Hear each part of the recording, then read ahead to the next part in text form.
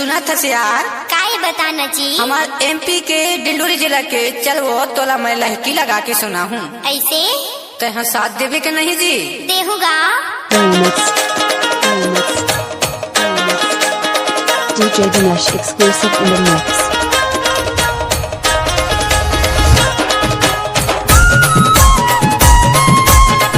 Mix by लेकिन पर शादी हुई गांव जगलावाड़ी।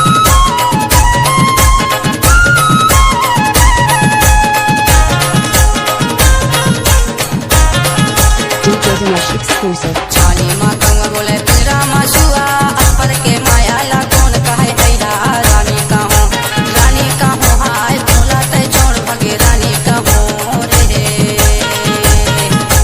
छानी माँ कम बोले पिंजरा मासुआ अपर के माया ला कौन कहे ऐला रानी का हूँ हाय बोला तय छोड़ भगे रानी का हूँ रे।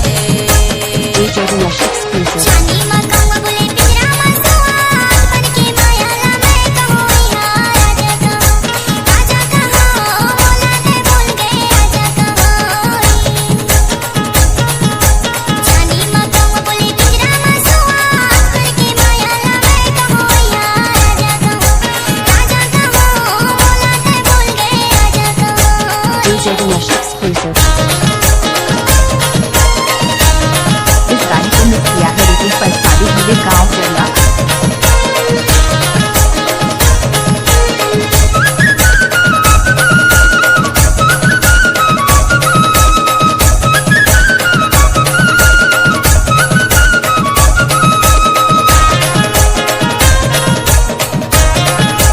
DJ Dinesh exclusive. डारा रे डारा मुझा के डारा रे डारा मुझा के डारा नाक में लाया बे हमार बारा हाय रानी का हूँ हाय बोला तय छोड़ भगे रानी का हूँ DJ Dinesh exclusive.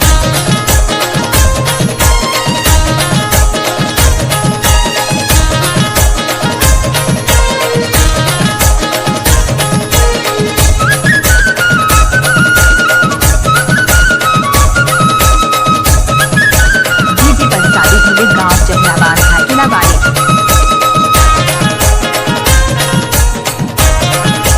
DJ Dinesh exclusive. पानी रे आवे हवा के संग पानी रे आवे हवा के संग बोला ले जाते राजा अपन संग मांगा राजा कहूँ यार बोला दे भूल गए राजा कहूँ। DJ Dinesh exclusive.